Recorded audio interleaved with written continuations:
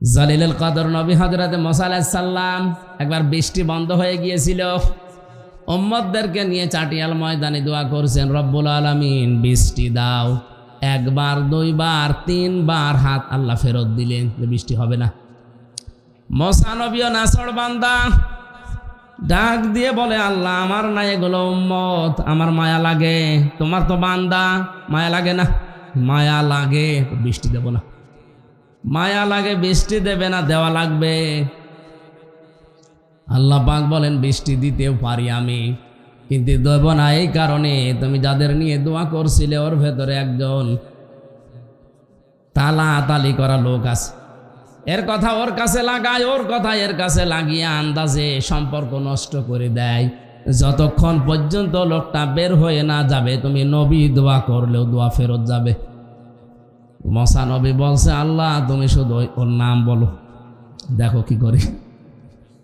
আল্লাহ পাক বলেন, না, আমি নিজেই নাম ধরে গীবত করতে নিষেধ করি, আমি নাম বলি আর তুমি সবার সামনে তারে অপমান করো, নাম বলা যাবে না।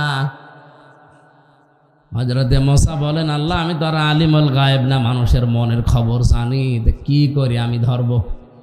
আল্লাহ পাক বলেন, একটা কায়দা শিখিয়ে দেয়, তুমি ওদের সবাইকে তাওবা করতে বলো।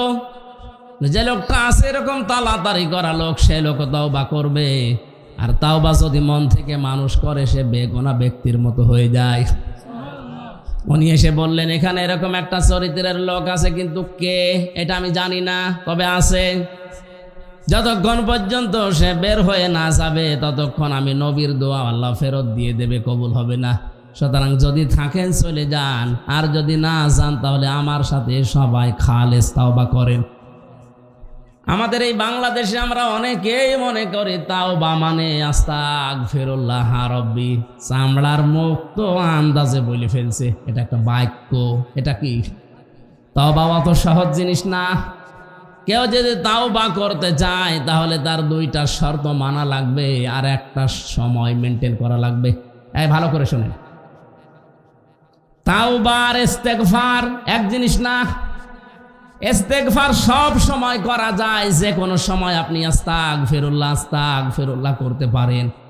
কিন্তু তাওবা যদি কেউ করে, আল্লাহ এত দামি জিনিস এটা, নবীজি বলেন কেউ যদি তাওবা করে, ওর পেছনের অপরাধ শুধু মাফ হয়ে যায় না, পুরা জায়গাটা আল্লাহ নেকি দিয়ে পাল্টিয়ে দেয়। আস্তাগফিরুল্লাহ সব সময় পড়া যায় না? যায় না। সব সময় আপনি আস্তাগফিরুল্লাহ পড়তে থাকলে আপনার দোয়া কবুল হওয়ার সম্ভাবনা বেড়ে যায়। আর তাওবা যদি কোনো মানুষ করে, ওর পেছনের অপরাধ আল্লাহ শুধু মাফ করে দেয় না, পুরা পেছনের জায়গাগুলো আল্লাহ নেকি দিয়ে ভরাট করে দেয়। তাওবা করতে রাজি আছেন? হযরতে মুসা তাওবা পড়ালেন। আমরা অনেকে তাওবা পড়িয়ে দিই বিভিন্ন দরবার থেকে, যে আস্তাগফিরুল্লাহ। কোরআনে কারিমে সূরা জুমার 24 নম্বর পারার 3 নম্বর পৃষ্ঠার 12 নম্বর লাইনে আছে, আল্লাহ পাক বলেন কেউ যদি তাওবা করতে চায় তাকে দুইটা শর্ত মানা লাগবে, আর একটা সময় মেনটেন করা লাগবে। এখানে যারাই দাঁড়িয়ে আছেন, তাওবা করে পেছনের অপরাধগুলো আজকেই মাফ করে ওই জায়গাটা নেকি দিয়ে পাল্টাতে চাই। বলেন বলেন বলেন। দিনাজপুরবাসী নারী পুরুষ যারা আছেন, তাওবা করতে আমরা অনেকেই হাত তুলেছি যে আমরা রাজি আছি। 1 নম্বরের শর্ত আল্লাহ দিয়েছেন, ফিরে আসা লাগবে রবের দিকে। কার দিকে? এই শব্দটা যদিও ছোট, এটা কি অত সহজ? বলেন বলেন। কেউ যদি রবের দিকে ফিরে আসতে চায়, দুনিয়াতে তার অনেক কিছু ছাড় দেওয়া লাগবে। কথা বলেন না কেন? সূরা বুরুজের তাফসীর পড়তে গিয়ে আমি পেয়েছি, ওই জামানার যেই লোকটা জালিম বাদশাহ, এই যে আগুনের ভেতরে নারী পুরুষকে গর্তের ভেতরে ফেলছিল, এই কঠিন অবস্থায় দৃশ্য দেখে ওই রাজার একজন মন্ত্রী তাওবা করে ফিরে এসেছিল। এসে বলছে, আমি যদি এই দৃশ্য দেখে পরিবর্তন না হই, নিজের মন্ত্রিত্ব পর্যন্ত ছেড়ে দিয়ে সে তাওবা করে আল্লাহর দিকে ফিরে এসেছে। জুলুম, অত্যাচার, নির্যাতনমূলক কোনো কাজ যদি সে দেখে, ওইরকম কোনো জায়গায় সে তো থাকবেই না, কারণ সে তাওবা করছে। কি করছে? আল্লাহর দিকে ফিরে আসলে তার কাছে জুলুম থাকে না। কথা বলে না কেন? তার কাছে শিরিক থাকে না, বেদাত থাকে না, কুফরি কোনো কাজ তার কাছে থাকবে না। ওয়াসলিমু লাহু মিন ক্বাবলি, 2 নাম্বারটা আরো কঠিন। 2 নাম্বারটা কোনো মানুষ যদি তাওবা করে, সে আল্লাহর বিধান পেলে জেনে হোক না জেনে, বুঝে না বুঝে আত্মসমর্পণ করে ফেলবে। অনেকগুলো হয়তো বুঝে আসে না, আপনার বুঝে নাও আসলে আল্লাহর বিধান যদি জানেন যেটা আল্লাহর বিধান, সঙ্গে সঙ্গে আপনাকে আসলিমও আত্মসমর্পণ করা লাগবে। অমা কানা লিল মুমিনিন ওয়ালা মুমিনাতিন ইযা ক্বাদাল্লাহু ওয়া রাসূলুহু আমরান আইয়াকুনা লাহুমুল খিয়ারাতু মিন আমরিহিম বিলা আখিরি আয়াত।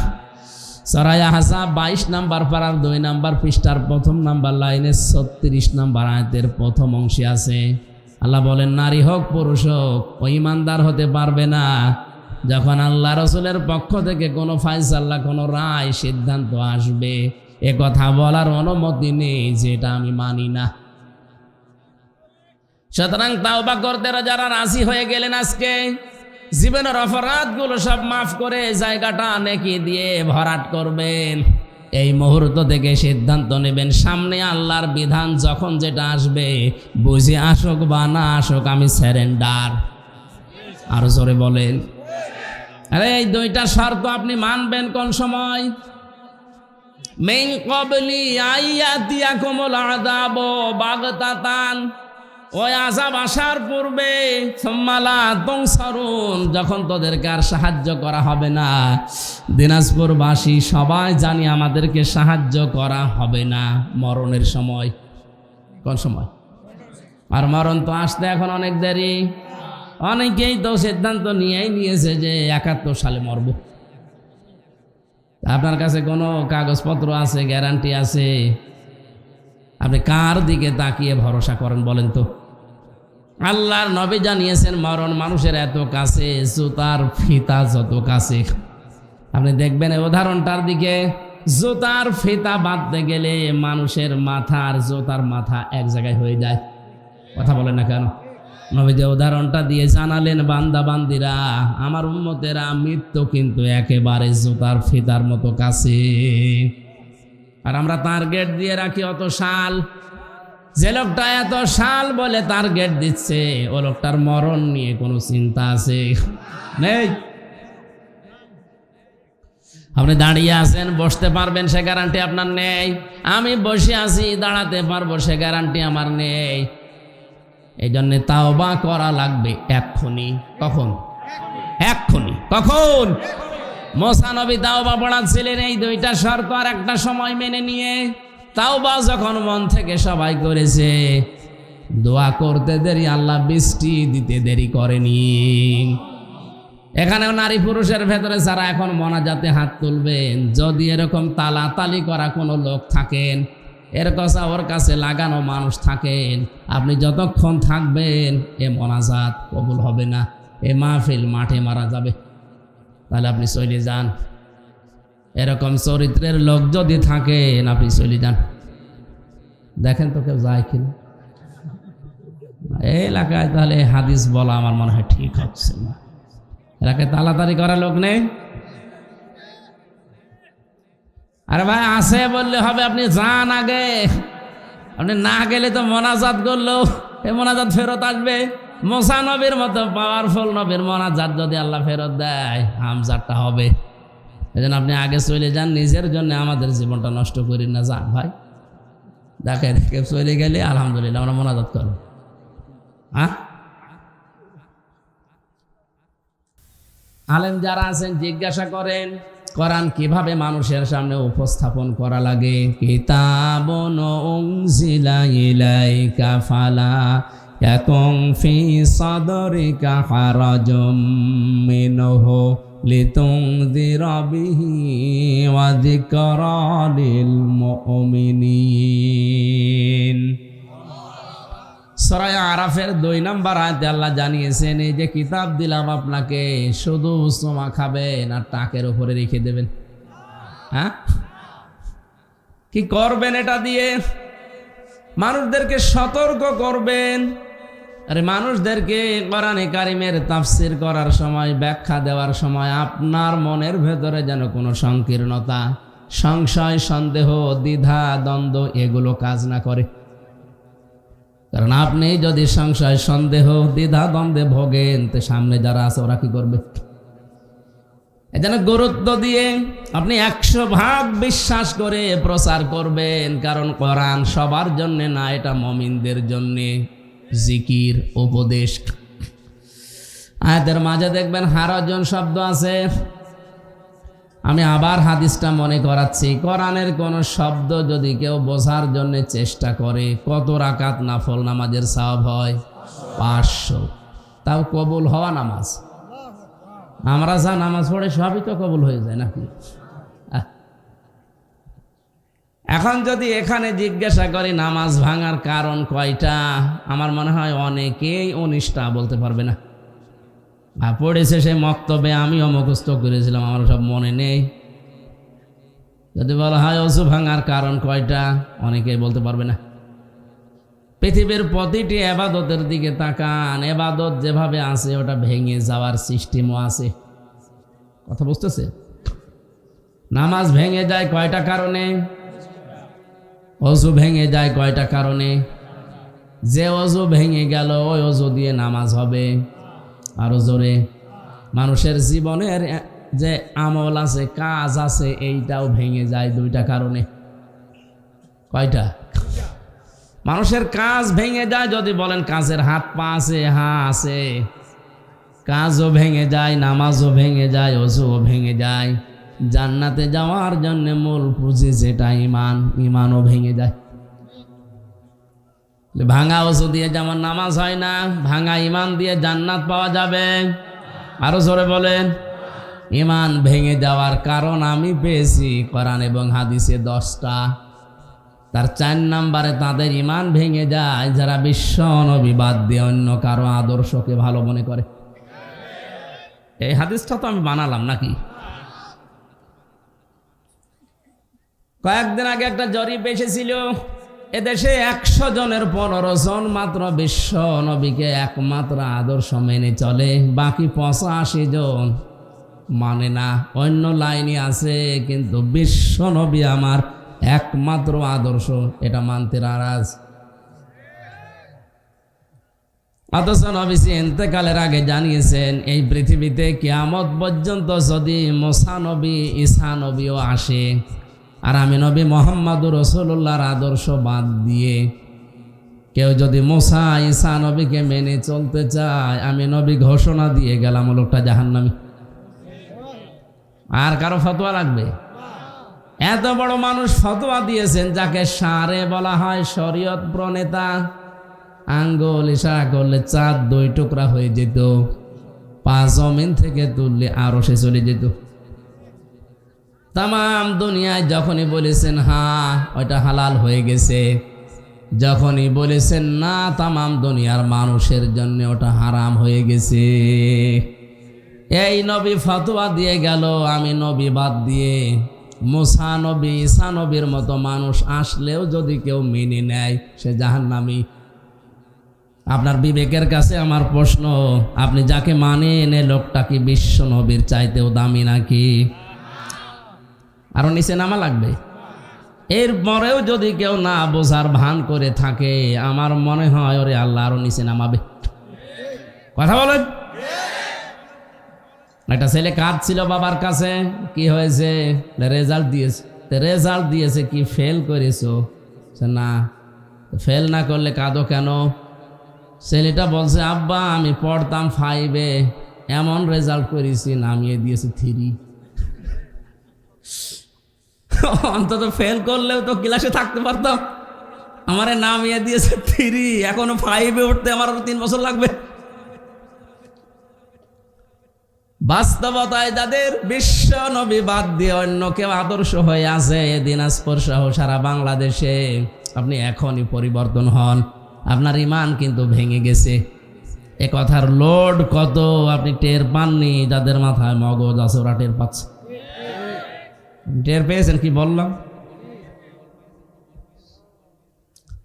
ভাঙা ওযু দিয়ে নামাজ হয় না। 19টা কারণ থাকলে নামাজ বন্ধ হয়ে যায়, বাদ হয়ে যায়, বাতিল হয়ে যায়। আপনার ইমান যে 10টা কারণে ভেঙ্গে ইমান নষ্ট হয়ে গেছে, আপনি কোনোদিন খোঁজও নেননি। আর এগুলো সতর্ক করতে গেলে উল্টা বোঝে, এটা রাজনীতি। আরে শয়তান তো ইমানই নেই। আমি হারাজন শব্দের ব্যাখ্যাটা বলছিলাম। তাফসিরে ফি জিলালিল কোরআন সাইয়্যিদ কুতুব রাহমাতুল্লাহ আলাইহি লিখেছেন, হারাজন শব্দের প্রথম ব্যাখ্যা, হে নবী আপনি যখন কোরআন প্রচার করবেন, দেখবেন অনেক মানুষ আপনার বক্তব্য বিবৃতি তাফসির শোনার পর না বোঝার কারণে রাজনীতি মনে করে মন খারাপ করবে। এদেশে নেই? আছে মানে এখানে আছে। যেটা বলতে চাই কোরআন দিয়ে ওইটা না বুঝে উল্টা দিকে নিয়ে বলে আমার তো শরীরে লাগতেছে।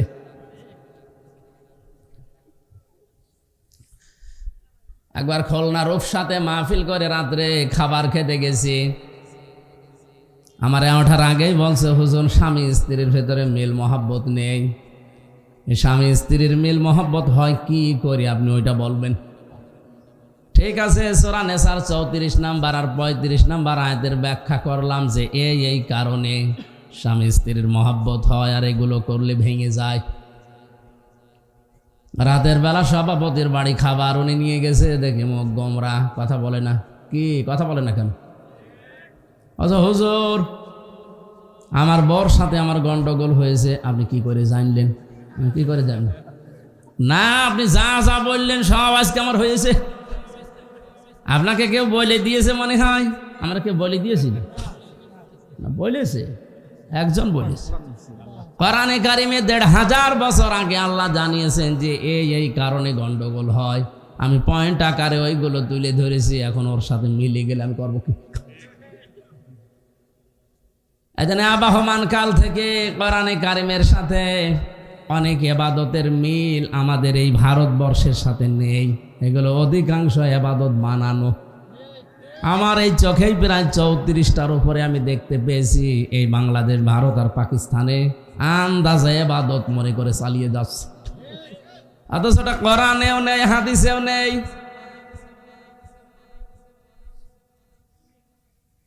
যখন আপনি এই কথাগুলো তাফসীর আকারে বলবেন, তাফসীর মানেই খুলে ফেলা। আবরণ আছে, আবরণ ফেলে দেওয়া। ঢাকনা দিয়ে ঢাকা আছে, ঢাকনা তুলে ফেলা। এর নাম আরবিতে তাফসীর। এর নাম কি? তাফসীর করতে গেলে যারা আজ ব্যক্তি, পরিবার, সমাজ, রাষ্ট্রে বিভিন্ন কায়দায় আবরণ দিয়ে নিজেকে, পরিবারকে, সমাজকে, রাষ্ট্রকে ঢেকে রেখেছে, জুলুমের কাপড় দিয়ে, কুফরের কাপড় দিয়ে, শিরকের কাপড় দিয়ে, বেদাতের কাপড় দিয়ে, ওইগুলো তখন খুলে যাবে, জাতি বুঝবে যে এটা তো 2 নাম্বার। ওই তখন ওই মানুষগুলো দেখবেন আপনার উপরে মন খারাপ করবে, হাদিয়া তোফা নজর নেওয়াজ দূরের কথা, তখন তাড়া দেবে। এই জন্য আল্লাহ হারাজন দিয়েছেন, কোরআন উপস্থাপন করার সময় যেন আপনি ভয় পাবেন না। যিকরা লিল মুমিনিন, কোরআন মুমিনদের জন্য উপদেশ। জোরে বলেন সুবহানাল্লাহ। আমরা আল্লাহর এই ধরনটাকে সামনে নিয়ে তাফসীর আকারে কথা বলবো ইনশাআল্লাহ। দরুদ আর সালাম পাঠ করছে আমাদের নবী মুহাম্মদ রাসূলুল্লাহ সাল্লাল্লাহু আলাইহি ওয়াসাল্লামের প্রতি। এটা শাবান মাসের 2 তারিখ আজকে। এ মাসের কিছু আমল নিয়ে আমাদের এই সমস্ত দেশগুলোতে, বিশেষ করে বাংলাদেশ, ভারত, পাকিস্তান, মায়ানমার, এই দেশগুলোতে মুসলমানদের ভেতরে কিছু ঝামেলা আছে। আমরা তো ইবাদত যেগুলোই করি, আমি তো আমার এই দৃষ্টিতে দেখলাম অধিকাংশ সব খাওয়া ভিত্তিক। কথা বলছেন এখন? ঈদে খাওয়া, সবে কদরে খাওয়া, সবে বরাতে খাওয়া, সবে মেরাজেও খাওয়া। এই যে গত যে মাসটা চলে গেল রজব মাস, খালি খাওয়ার উপরে গেছে। অনেকেই যারা ওই ধান্দায় হয়তো এই রংপুর বিভাগে নেই, এগুলো চট্টগ্রাম আর সিলেটে আছে, খালি খাওয়ার উপরে আছে। মানুষ মরে গেলে খাওয়া, জন্ম দিয়ে খাওয়া, মৃত্যু দিনে খাওয়া, বিভিন্ন দিবস বানিয়ে বানিয়ে খাওয়া। এক কথা বলে না। মুসলমানদের জীবনে 2টা দিবস আল্লাহর পক্ষ থেকে এসেছে, একটা ঈদুল আজহা, ঈদুল ফিতর। এই 2টা দিবসে দেখবেন আগে ত্যাগ পরে ভোগ। এই দুইটা বাদ দিয়ে যত ইবাদতের মনে করেন আর দিবস মনে করেন, আগে খাওয়া, এর পরে কি আগে ভোগ করে নেয়, এরপরে ত্যাগ করলেও করে, না করলেও না করে। অথচ ঈদুল আজহা, ঈদুল ফেতরে আপনি 1 মাস রোজা রাখার পরে মরণের খাওয়া খেতে পারবেন না। আগে ফেতর দেন, সাদকা করেন, যাকাত দেন, সেমাই কিনে দেন, গরিব মানুষ কিনে খাবে, আনন্দ করবে। ওদের আনন্দ দেখে আপনার আনন্দ করা লাগবে। ঈদুল আজহাতেও তা আপনি কোরবানি দিয়ে নিজে মন মতো খেতে পারবেন না, ওটা আগে গরিবকে দেন, ও ছেলে মেয়ে নিয়ে খাবে, আনন্দ করবে, ওর হাসি দেখে আপনি হাসবেন। এই দুইটা বাদ দিয়ে দুনিয়াতে যত ইবাদত চলছে, যত দিবস চলছে, আপনি তাকান। এই যে পয়লা বৈশাখ, এরপরে কয়েকদিন পরে আসছে 14ই ফেব্রুয়ারি। যত দিবস আমরা পেয়েছি, সব দিবসে আগে এইটা খাবো, ওইটা নেব, এই জুতা নেব, ওই প্যান্ট নেব, এইটা নেব, খালি নেব আর খাবো, দেওয়ার কথা নেই। এই জন্য মুসলমানদের জীবনে দিবস 2টা, বাকি কোনো দিবস মুসলমানের জীবনে নেই। সে মৃত্যু দিবস বলেন আর জন্ম দিবস বলেন। পৃথিবীর যত আপনজন মারা যাক না কেন, সর্ব ঊর্ধ্বে একজন মানুষের জন্য শোক পালন করা যায় 3 দিন, এর উপরে কোনো শোক নেই। আর বিধবা মহিলার জন্য 4 মাস 10 দিন, সেটা আলাদা। আর আমরা এমন মানুষ দুনিয়ায় হারাই, বছরে বছরে শোক পালন চলছে, ও কিয়ামতের আগে শেষ হবে না। কোথায় পেয়েছেন এসব ভান্ডামি বলেন তো? মানুষ মরে গেলে তার জন্য যারা খাবার খাওয়ায়, এটার আরবি নাম সাদকা। কি নাম? সাদকার মাল খেতে পারে শুধু গরিব, দুঃখী, অসহায়, এতিম, মিসকিন যারা, তারা। আমি যদি এই লোকটাকে বলি, ভাই আমার বাবা মারা গেছে, এই যে 2000 টাকা নেন, সাদকার টাকা নেবে? আরো গরম দিয়ে বলবে, হ্যাঁ আমি সাদকা খাবো। অথচ ওই টাকা নিয়ে আমি বাজার ঘাট করে যদি বলি খান, খাবে তো খাবে, আর মনে লোক আর একটা নিয়ে আসবে। কি বুঝলেন? আগেরটাও চা, পরেরটাও তা, ওইটা টাকা আর এটা খাবার। আজ হাজারো মানুষ মারা গেলে তার বাবার নামে 30টা গরু জবাই করে এলাকায় খাওয়াচ্ছে। আপনি খাওয়ান, নিষেধ নেই খাওয়াতে, কিন্তু ওটা তো সাদগার মাল। কথা বলেন না কেন? 30টা হোক 50টা হোক গরু জবাই করেন, কোনো অসুবিধা নেই, খাওয়ান, কিন্তু খাওয়ানো লাগবে তাদের যারা হকদার। আপনি আমারেও দাওয়াত দিয়েছেন, আমি নিয়েছি 5 গাড়ি, আমি তো এতিম নাকি? এতিমের মাল যারা ভক্ষণ করে, কোরআন তাদের বলেছে এরা জাহান্নামের আগুন দিয়ে পেট ভরে। আর জেনে হোক না জেনে হোক, আধা জানা হোক, অনেকেই কিন্তু জাহান্নামের আগুন পেটে ভরছে। ইন্নাল্লাযীনা ইয়াকুলুনা আমওয়ালাল ইয়াতামা যুলমান ইন্নামা ইয়াকুলুনা ফি বুতুনিহিম নারা ওয়া সায়াসলাউনা সাঈরা। সূরা নিসার 10 নম্বর আয়াত আছে, নিশ্চয় যারা আকালা ইয়াকুলু মানে খাওয়া, ইয়াকুলু এটা যেহেতু মজারে বর্তমান, ভবিষ্যৎ, প্রেজেন্ট, ফিউচার, এখন যারা খাচ্ছেন, ভবিষ্যতেও যারা খাবে।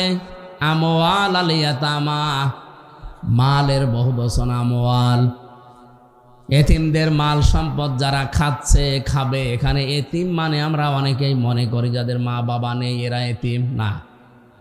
এতিম কয়েক প্রকার আছে। এদেশের জনগণ 1734 জন মানুষের কাছে এখন এতিম। কথা কিছু বোঝেন? এদেশের মেন দায়িত্ব আছে এখন 1734 জন মানুষ, তাদের কাছে আমরা এখন 17 কোটি মানুষ এতিম। আরো আসতে বলে, মা বাবা নেই এটাই যদি এতিম হয়, মুরব্বির মা বাবা আছে, এত বুড়ো এতিম।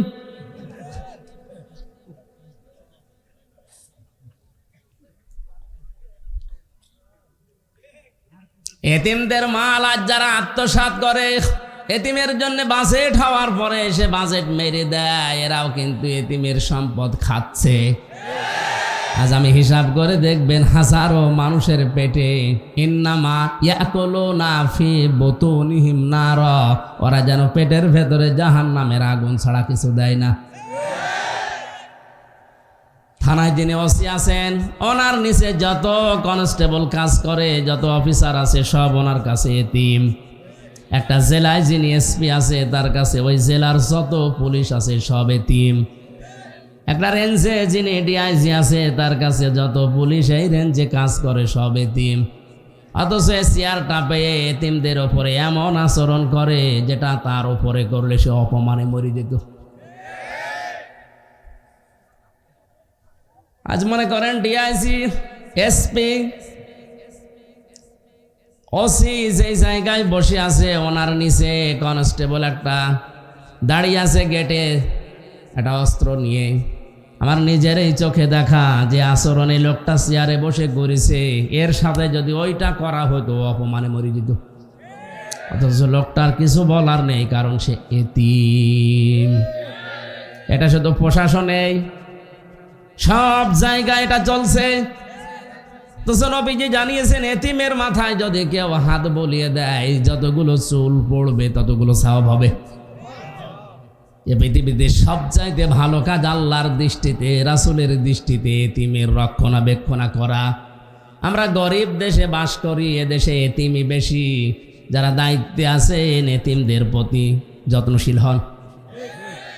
আপনি যদি জীবনের হায়াত বাড়াতে চান, অধীনস্থ যারা আছে এতিম বলে যাদেরকে মনে করা হয় এদের সাথে আচরণ ভালো করেন।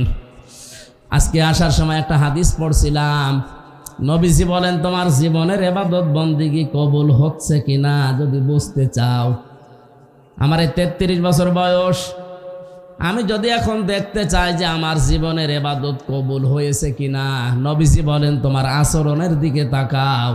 মানুষের সাথে মুআমালাত, মুআশারাত, কথাবার্তারা কেমন, এটা নিজের দিকে তাকিয়ে বলো যে তোমারটা কবুল হয়েছে কিনা।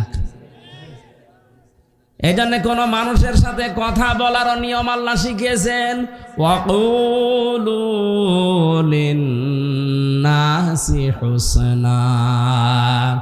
মানুষের সাথে কথা বললে ভালো কথা বলো, হাসি মুখে কথা বলো, একটা সাদগা দেওয়ার সওয়াব হবে। সুবহানাল্লাহ বলতে পারেন।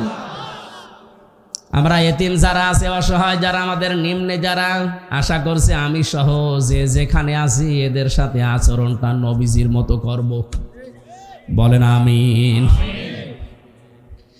এই জন্য শুধুমাত্র দিবস পালন করে শুধু ভোগ করা না, ত্যাগ করার মানসিকতা ঈদুল আজহা, ঈদুল ফিতরের মতো শেখা লাগবে।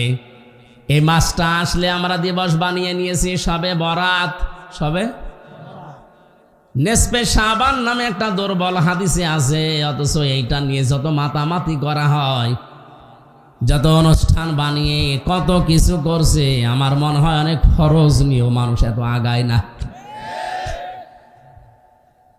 নেসফে শাবান নিয়ে, শবে বরাত নিয়ে কোরআনে কারিমে ডাইরেক্ট কোনো কিছু পাইনি আমি আমার দৃষ্টিতে। বিশ্ববিদ্যালয়ে থাকাকালীন আমার স্যার যারা ডক্টরেট করা, মদিনা, আজহার, মক্কা, উম্মুল করা থেকে, ওনাদের কাছ থেকে যতটুকু বেশি ইঙ্গিত দেওয়া আছে সূরা দোকানের এই 3 নম্বর আয়াতে, আল্লাহ পাক এই যে মাস চলছে এই মাসে কি শিক্ষা দিতে চান দুনিয়ার মানুষদেরকে, আমরা কোরআন থেকে আর নির্ভরযোগ্য হাদিস থেকে কথাগুলো আজকে শুনি, বাড়ি যে মিলাবো ইনশাআল্লাহ। যদি দেখি না এগুলো মিলছে না, আল্লাহর কসম ওগুলো আমাদের ছেড়ে দেওয়া লাগবে।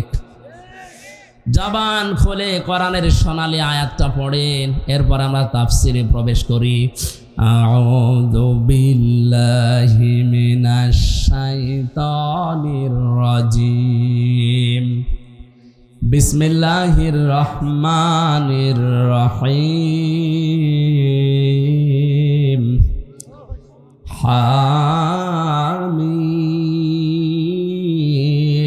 আল কিতাবিল মুবিন। ইন্না আনজালনাহু ফি লাইলাতিন মুবারাকাতিন।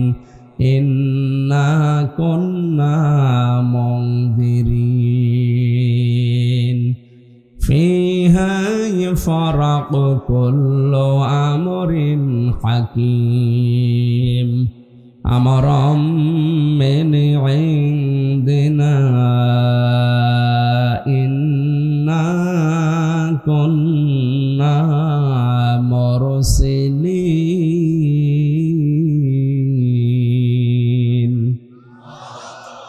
সূরা দুখান কোন সূরা দোকান শব্দের শাব্দিক অর্থ ধোঁয়া কি বললাম এই যে ধোঁয়া বলে ধোঁয়া দোকান থেকে তাদখিন যেটা আমরা বিড়ি বলে জানি ধূম পান বলা হয় ধূম শব্দের শাব্দিক অর্থ ধোঁয়া পান মানে খাওয়া তাহলে ধোঁয়ার কি খাবেন আপনি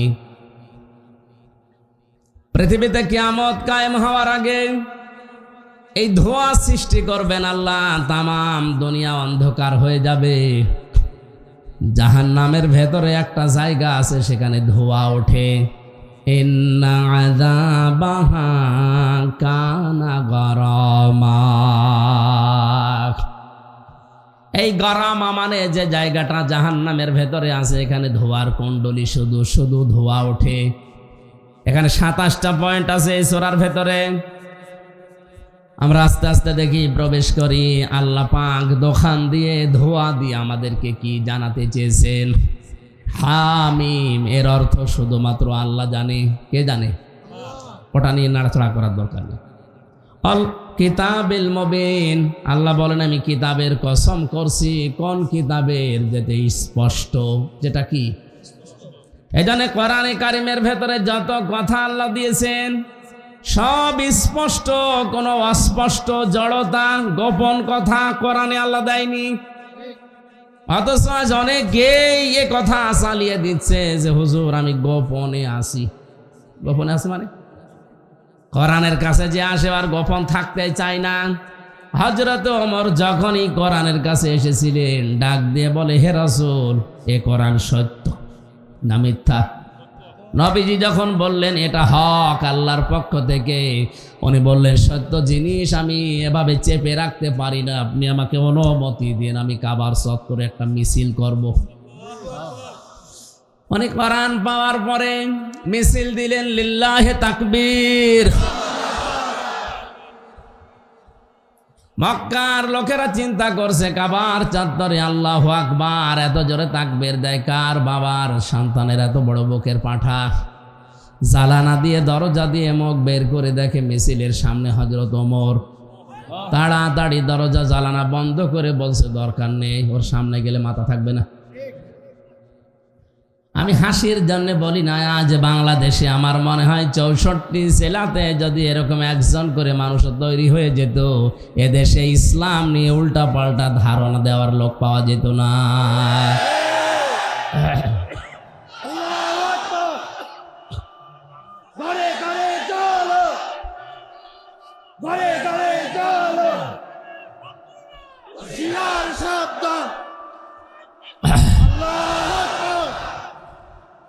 আমার তো মাথা ছোট অনেক বড় বড় মাথা নিয়ে আপনারা বসে আছেন কিভাবে সূক্ষ্ম ষড়যন্ত্র করে আগামী প্রজন্ম ধ্বংস করার পায় তারা করছে অনেকেই হ্যাঁ নাম দিচ্ছে যে আমি না এর ওপরে ওর ওপরে চাপিয়ে দেয় ক্লাস 7 এর মতো বইতে আপনি শরীফ থেকে শরীফা এই চ্যাপ্টার কোন বিবেকে দিয়েছেন আমার তো মাথায় আসে না এটা যদি চ্যাপ্টার পর্যন্ত থাকতো কসম আল্লাহর কোরআন সামনে নিয়ে বসে কিছু বলতাম না চিন্তা ভাবনা করে দেখছে এটা অনেক দূর চলে যাচ্ছে সকালে একজন শরীফ বিকালে বলছে না আমার শরীফা মনে হচ্ছে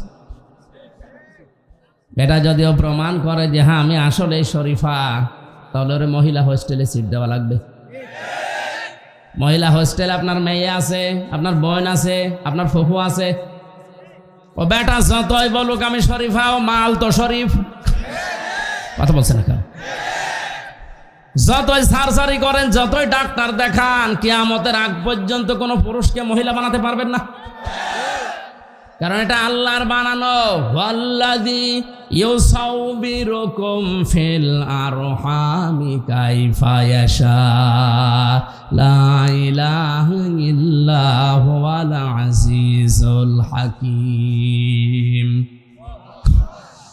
সূরা আলে ইমরানের 6 নম্বর আয়াতের ভেতরে আল্লাহ জানিয়েছেন তিনি সেই আল্লাহ যিনি মায়ের রেহেমের ভেতরে তোমাদের আকৃতি তৈরি করেন।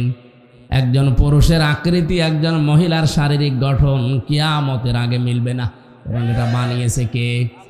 আর জোরে বলেন কে?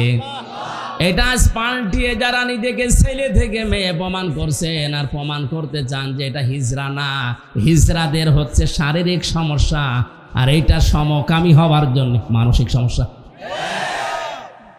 পৃথিবীর নিকৃষ্ট জাতি হযরতে লূত আলাইহিস সালামের জামানায় আল্লাহ ধ্বংস করে ডেড সি, মৃত সাগর বানিয়ে দিয়েছে, এমনি না, এই গুনার কারণে।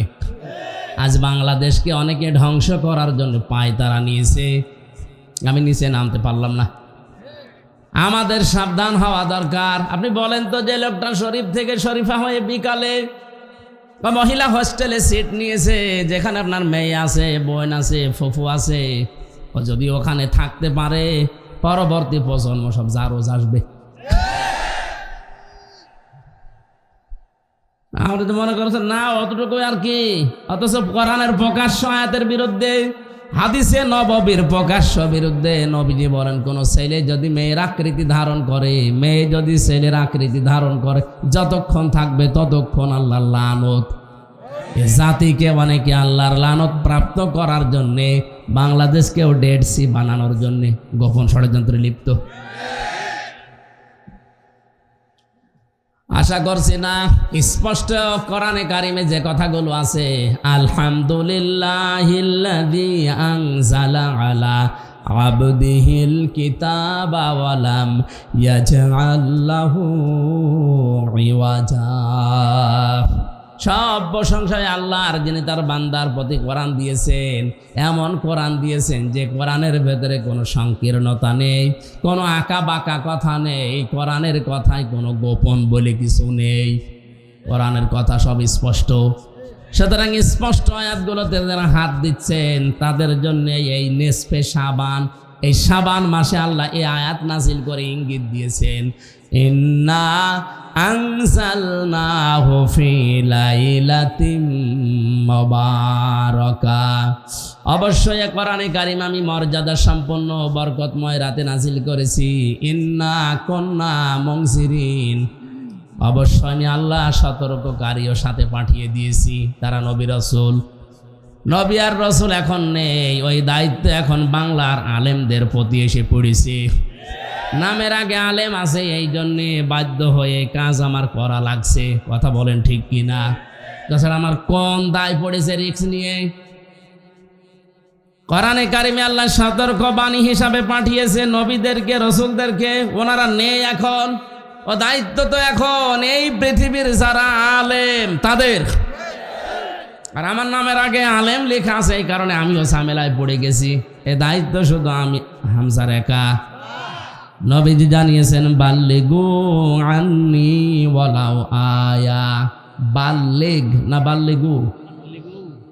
যারা গ্রামার বোঝে জিজ্ঞাসা করেন, এটা বহু বচন।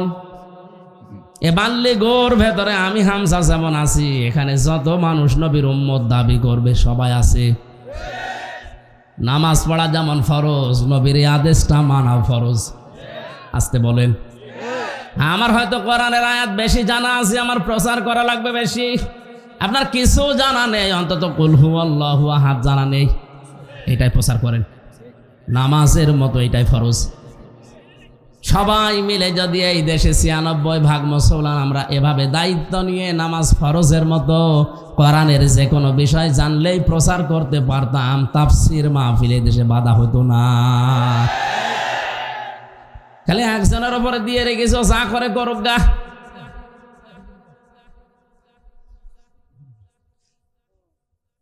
ইন্না কুন্না মুনজিরিন, সতর্ককারী আমি আল্লাহ পাঠিয়েছিলাম।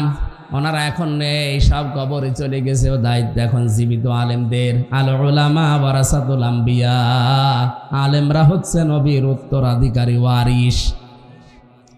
এই অনুভূতি থেকে, এই দায়িত্ববোধ থেকে আল্লাহর কসম, সেই কুষ্টিয়া থেকে দিনাজপুর এত দূরে এসে কোরআনে কারিম থেকে সতর্ক বাণী আমি যেগুলো পেয়েছি একটা একটা করে শোনাচ্ছি, আমরা যেন শাবান মাসে সতর্ক হই।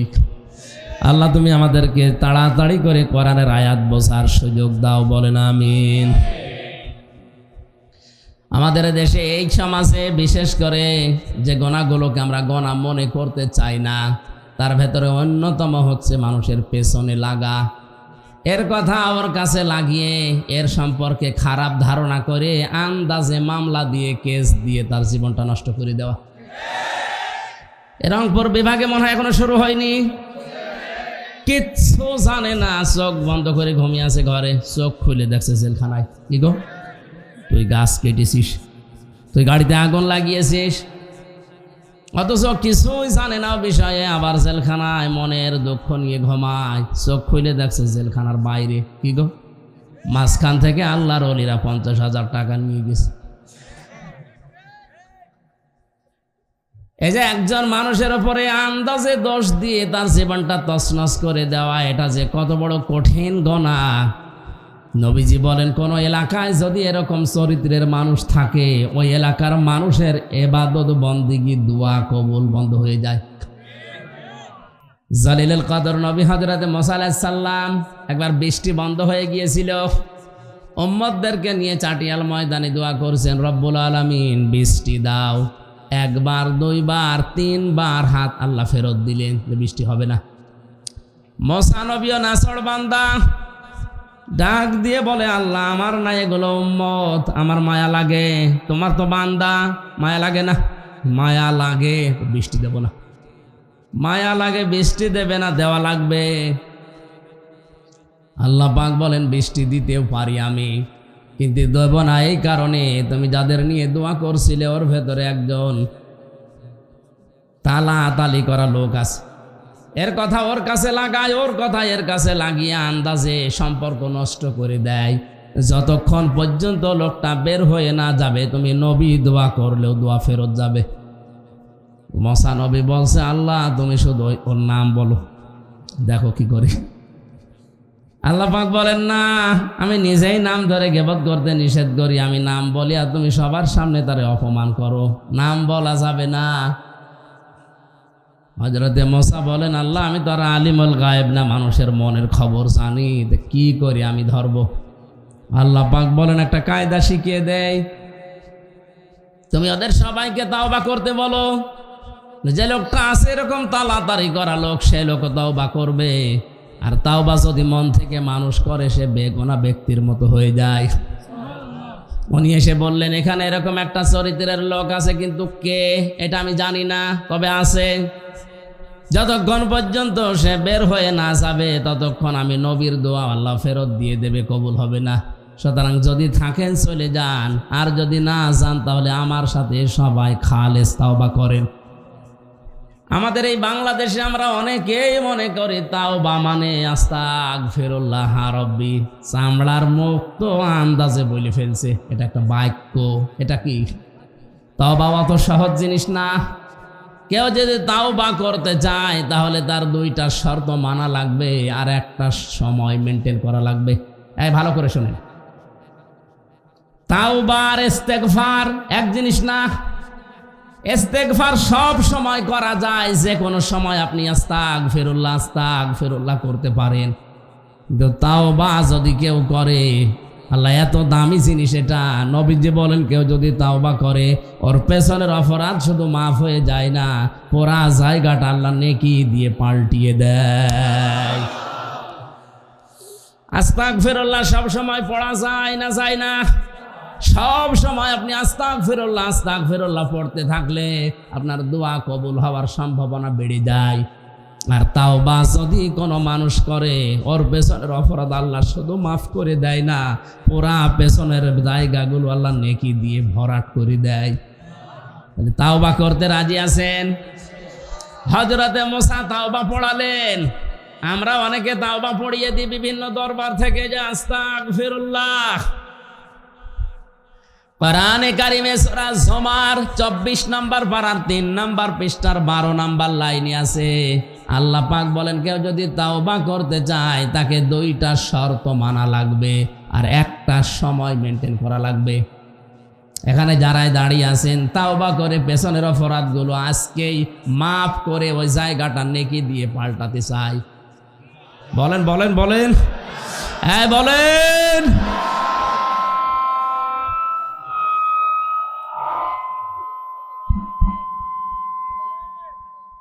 কোরআনে যে নিয়মটা আছে আমি বলছি, মিলাবেন তো আপনার সাথে মেলে কিনা? ওয়ানিবু ইলা রাব্বিকুম ওয়া আসলিমু লাহু মিন ক্বাবলি আইয়াতিয়াকুমুল আযাবু সুম্মা লা তুনসারুন। আল্লাহ পাক বলেন যে তাওবা করতে চায়, এক নম্বরে তাকে তার রবের দিকে ফিরে আসা লাগবে। কার দিকে? এই শব্দটা যদিও ছোট মনে হচ্ছে, এত ওজনওয়ালা শব্দ। আল্লাহর দিকে না। এ মাইকওয়ালা কোথায়? ডিস্টার্ব হলে তো ঝামেলা। আর আওয়াজ নেই কেন? আমার কানে আওয়াজ লাগবে, আমার গলা ভেঙে যাচ্ছে। আওয়াজ আসবে কি করে? কয় টাকার মাইক নিস? জেলা শহরের ভালো মাইক নেবে, বাদাম বেচা মাইক না। আপনাদের এলাকার আবার বৌমা, এই জন্য তো কিছু বলাও যায় না। মাইকের অবস্থা মানুষের রওশনের সাথে জীবন যায় যায় অবস্থা।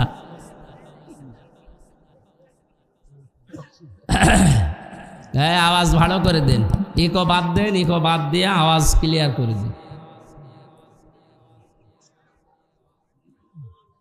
দিনাজপুরবাসী নারী পুরুষ যারা আছেন, তাওবা করতে আমরা অনেকেই হাত তুলেছি যে আমরা রাজি আছি। এক নম্বরে শর্ত আল্লাহ দিয়েছেন, ফিরে আসা লাগবে রবের দিকে। কার দিকে? এই শব্দটা যদিও ছোট, এটা কি অত সহজ? বলেন বলেন। কেউ যদি রবের দিকে ফিরে আসতে চায়, দুনিয়াতে তার অনেক কিছু ছাড় দেওয়া লাগবে। কথা বলেন না কেন? সূরা বুরুজের তাফসীর পড়তে গিয়ে আমি পেয়েছি, ওই জামানার যেই লোকটা জালিম বাদশাহ, এই যে আগুনের ভেতরে নারী পুরুষকে গর্তের ভেতরে ফেলছিল, এই কঠিন অবস্থায় দৃশ্য দেখে ওই রাজার একজন মন্ত্রী তাওবা করে ফিরে এসেছিল। এসে বলছে, আমি যদি এই দৃশ্য দেখে পরিবর্তন না হই, নিজের মন্ত্রিত্ব পর্যন্ত ছেড়ে দিয়ে সে তাওবা করে আল্লাহর দিকে ফিরে এসেছে। জুলুম, অত্যাচার, নির্যাতনমূলক কোনো কাজ যদি সে দেখে, ওরকম কোনো জায়গায় সে তো থাকবেই না, কারণ সে তাওবা করছে। কি করছে? আল্লাহর দিকে ফিরে আসলে তার কাছে জুলুম থাকে না। কথা বলে না কেন? তার কাছে শিরিক থাকে না, বেদাত থাকে না, কুফরি কোনো কাজ তার কাছে থাকবে না। ওয়াসলিমু লাহু মিন ক্বাবলি। 2 নাম্বারটা আরো কঠিন। 2 নাম্বারটা, কোনো মানুষ যদি তাওবা করে, সে আল্লাহর বিধান পেলে জেনে হোক না জেনে, বুঝে না বুঝে আত্মসমর্পণ করে ফেলবে। অনেকগুলো হয়তো বুঝে আসে না। আপনার বুঝে নাও আসলে আল্লাহর বিধান যদি জানেন যেটা আল্লাহর বিধান, সঙ্গে সঙ্গে আপনাকে আসলিম ও আত্মসমর্পণ করা লাগবে। অমা কানা লিমুমিনিন ওয়ালা মুমিনাতিন ইযা ক্বাদাল্লাহু ওয়া রাসূলুহু আমরান আইয়াকুনা লাহুমুল খিয়ারাতু মিন আমরিহিম। বিলাখিরি আয়াত সূরা আহজাব 22 নাম্বার পারার 2 নাম্বার পৃষ্ঠার 1ম নাম্বার লাইনে 36 নাম্বার আয়াতের প্রথম অংশে আছে। আল্লাহ বলেন, নারী হোক পুরুষ হোক, ও ইমানদার হতে পারবে না যখন আল্লাহ রসুলের পক্ষ থেকে কোনো ফায়সালা, কোনো রায়, সিদ্ধান্ত আসবে, এ কথা বলার অনুমতি নেই যেটা আমি মানি না। সুতরাং তাওবা করতে যারা রাজি হয়ে গেলেন, আজকে জীবনের অপরাধগুলো সব মাফ করে জায়গাটা নেকি দিয়ে ভরাট করবেন। এই মুহূর্ত থেকে সিদ্ধান্ত নেবেন, সামনে আল্লাহর বিধান যখন যেটা আসবে, বুঝে আসুক বা না আসুক, আমি স্যারেন্ডার। আরো জোরে বলেন। আরে এই 2টা শর্ত আপনি মানবেন কোন সময়? মিন ক্বাবলি আইয়াতিয়াকুমুল আযাবু বাগতাতান, ওই আযাব আসার পূর্বে, সুম্মা লা তুনসারুন, যখন তোদেরকে আর সাহায্য করা হবে না। দিনাজপুরবাসী সবাই জানি আমাদেরকে সাহায্য করা হবে না মরণের সময়। কোন সময়? আর মরণ তো আসতে এখন অনেক দেরি। অনেকেই তো সিদ্ধান্ত নিয়েছে যে 71 সালে মরব। আপনার কাছে কোনো কাগজপত্র আছে, গ্যারান্টি আছে? আপনি কার দিকে তাকিয়ে ভরসা করেন বলেন তো?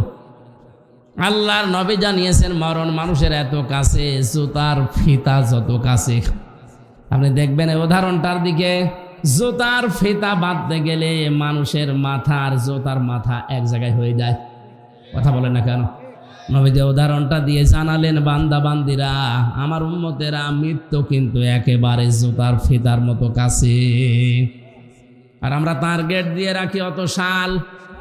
যে লোকটা এত সাল বলে টার্গেট দিচ্ছে, ও লোকটার মরণ নিয়ে কোনো চিন্তা আছে? নেই। আপনি দাঁড়িয়ে আছেন, বসতে পারবেন সে গ্যারান্টি আপনার নেই। আমি বসে আছি, দাঁড়াতে পারবো সে গ্যারান্টি আমার নেই। এই জন্যে তাওবা করা লাগবে এক্ষুনি। কখন? এক্ষুনি। কখন? মুসা নবী তাওবা পড়াচ্ছিলেন এই দুইটা শর্ত আর একটা সময় মেনে নিয়ে। তাওবা যখন মন থেকে সবাই করেছে, দোয়া করতে দেরি, আল্লাহ বৃষ্টি দিতে দেরি করেনি। এখানেও নারী পুরুষের ভেতরে যারা এখন মোনাজাতে হাত তুলবেন, যদি এরকম তালাতালি করা কোনো লোক থাকেন, এর কথা ওর কাছে লাগানো মানুষ থাকেন, আপনি যতক্ষণ থাকবেন এ মোনাজাত কবুল হবে না, এ মাহফিল মাঠে মারা যাবে। তাহলে আপনি চলে যান। এরকম চরিত্রের লোক যদি থাকেন, আপনি চলে যান। দেখেন তো কেউ যায় কিনা এই এলাকায়। তাহলে হাদিস বলা আমার মনে হয় ঠিক হচ্ছে না। এলাকায় তাড়াতাড়ি করা লোক নেই। আরে ভাই আছে বললে হবে, আপনি যান আগে। আপনি না গেলে তো মোনাজাত করলো, এই মোনাজাত ফেরত আসবে। মুসা নবীর মতো পাওয়ারফুল নবীর মোনাজাত যদি আল্লাহ ফেরত দেয়, হামজাতটা হবে। এই জন্য আপনি আগে চলে যান, নিজের জন্য আমাদের জীবনটা নষ্ট করি না। যান ভাই, দেখেন কেউ চলে গেলে আলহামদুলিল্লাহ আমরা মোনাজাত করব। হ্যাঁ,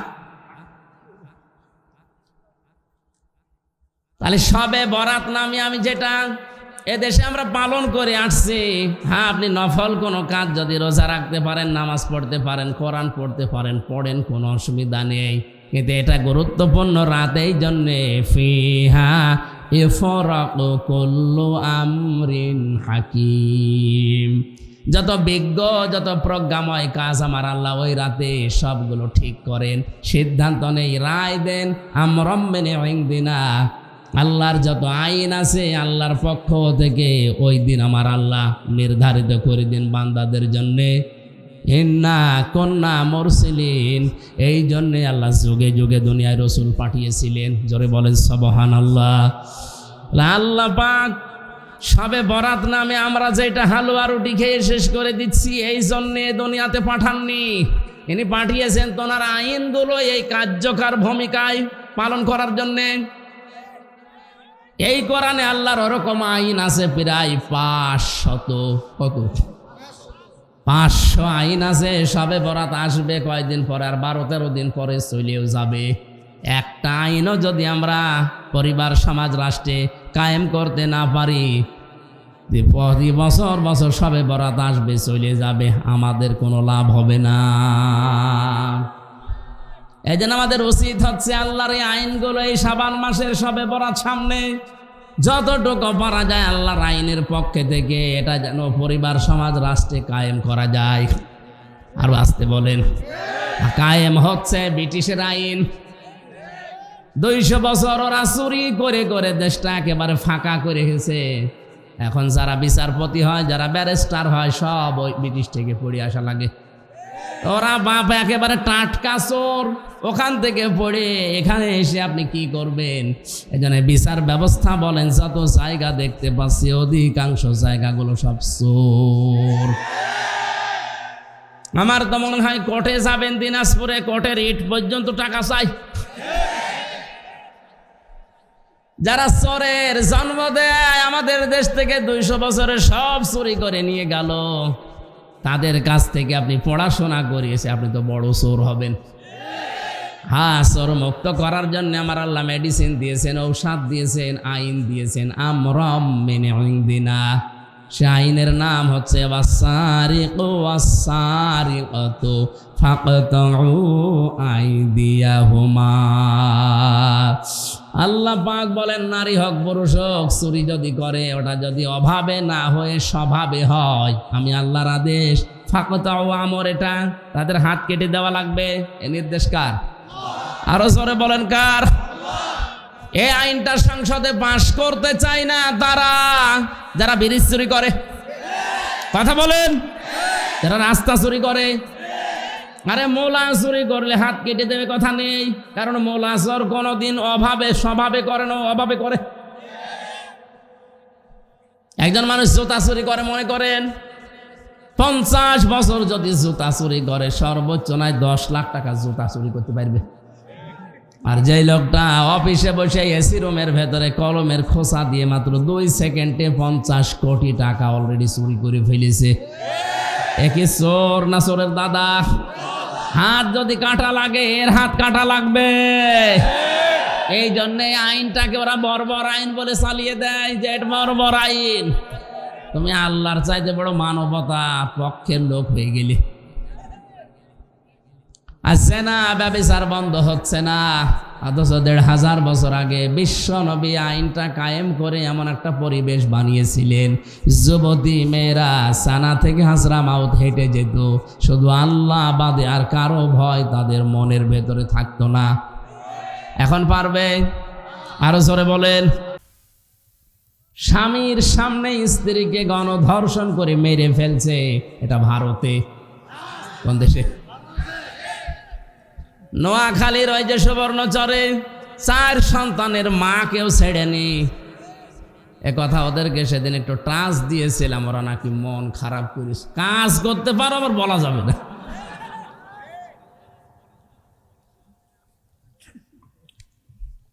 আমাদের সতর্ক হওয়া লাগবে, জেনা ব্যভিচার বন্ধ করা আমাদের যে আইনগুলো চলছে এইটা দিয়ে 100% সম্ভব না। 3 বছর আমি জেলের ভেতরে থেকে দেখেছি, এখানে মানুষ চোর হয়ে গেলে ডাকাত হয়ে বের হয়, ডাকাত হয়ে গেলে মার্ডার কেসের আসামি হয়ে বের হবে। কারণ যেখানে থাকতে দেয় এক ঘরের ভেতরে হয়তো ওই যে ওয়ার্ড সিস্টেমে যারা 25 জন 30 জন 50 জন করে থাকে, সেলের ভেতরে হয়তো 1 জন 2 জন। কোনো চোর যদি মুরগি চুরি করে ধরা পড়ে যায়, ডাকাতের সাথে দেখা হবে, বলবে হ্যাঁ কি করেছো? বলে মুরগি চুরি করতে যে ধরা পড়েছো, তুমি পাগল, আমার সাথে থাকো। বাংলাদেশের আইনে চুরি করলে যদি ধরা পড়ে, সাক্ষ্য প্রমাণ হয়ে যায়, সর্বোচ্চ 3 মাস থেকে 3 বছর জেল। কত? 3 মাস মনে করেন সর্বনিম্ন। 3 মাস যদি থাকে, ওর কাছে থাকলে যে লোকটা ডাকাতি করতে গিয়ে ধরা পড়িস, এ তো এতদূর পর্যন্ত যায়নি, পৌঁছায়নি, ওখানে 3 মাস থেকে বের হওয়ার সময় ডাকাতের ট্রেনিং নিয়ে বের হচ্ছে। অনেক ছিনতাইকারীর সাথে, অনেক ডাকাতের মামলার আসামির সাথে আমি ছিলাম, আমি দেখেছি এই মানুষগুলো চরিত্র পাল্টানো দূরের কথা আরো বিগড়িয়ে যাচ্ছে। বসে এবার যায় ও শালার আমি মেরেই ফেলবো, অথচ উপরে লিখে রেখেছে এটা কারাগার নয়, এটা সংশোধনাগার। কিসের সংশোধন? ডাকাত হয়ে যে লোকটা যাচ্ছে ওখানে যদি সুইডেন আসলামের সাথে থাকে, ভয়ঙ্কর রাসুর সাথে থাকে, ডেঞ্জার তাজের সাথে থাকে, নাম দেখেছেন? ভয়ঙ্কর তাজ, ডেঞ্জার রাসু, সুইডেন আসলাম। সুইডেন আসলাম এমনি বলা হয় না, এই দেশে মার্ডার করতো সুইডেনে চলে যেত, ওখানে মার্ডার করতো এই দেশে চলে আসতো, নামই হয়ে গেছে সুইডেন আসলাম। 25 বছর না 27 বছর জেলে আছে, মাঝে মাঝে এসে আমার সালাম দিত, হুজুর এই মাসলাটা বলেন। আশ্চর্য যে আপনিও মাসলা নেবেন। কি মাসলা দেবো আপনার? আপনার চেহারা দেখলে আমার ভয় করে। আসলে ভয়ঙ্কর মানুষ। এদেশের মান্না মারা গেছে, একটা বই বানিয়েছিল না আসলাম ভাই, মনে করছেন হুজুর কিছু জানে না, ওর জীবনে নিয়ে বানিয়েছে। এইরকম ভয়ঙ্কর মানুষ। এখন একটা ডাকাত যদি ওর কাছে মনে করেন 3 বছর থাকে, ও বের হওয়ার সময় কি করে মানুষ ফেলে দেওয়া লাগে এটা শিখে আসবে। কোরআনে আল্লাহ এই সাতগুলো এমনিতে দেয়নি। এই জেনাকার, ব্যভিচারী, চোর, ডাকাত, সন্ত্রাসী, খনি, সাদাবাজ, মাস্তান, এদের যে শাস্তিগুলো আমার আল্লাহ 500 আয়াত নাজিল করে দিয়েছে। এই শাবান মাসে যদি আমরা সত্যি শাবান মাস পালন করে এগুলো বাস্তবে নিতে পারতাম, আমাদের যারা দায়িত্বে আছে, আমাদের জননী প্রধানমন্ত্রী শেখ হাসিনা থেকে শুরু করে যারা আছে, তারা এই 500 আয়াত কোরআনে কারিমের এই আইনগুলো সংসদে তারা পাশ করুক। তখন আর দুর্নীতি দমন কমিশন বানানো লাগবে না, র্যাব আর লাগবে না, রবের ভয়তে মানুষ ছেড়ে দেবে। এরপরে আল্লাহ দিয়েছেন ইন্না কুন্না মুরসিলিন। এক একটা শব্দে লক্ষ লক্ষ কথা লুকিয়ে আছে, যত টান দেবেন গবেষণা করবেন তত বের হবে। আমার শারীরিক এবং গলার যে অবস্থা, আমার এমনিতে এখন শরীরে জ্বর বসছে, চারিদিকে তাকিয়ে আমার শেষ করা দরকার। কারণ রাতে আবার এই শহরে একটা মাহফিল আছে, ওখানে আয়াত দিয়েছে। কোন জায়গায়? মোরাদপুর। ওই জায়গায় যেন আমি রাত 9টায় উঠবো ইনশাল্লাহ। আমার এখন আসরের নামাজ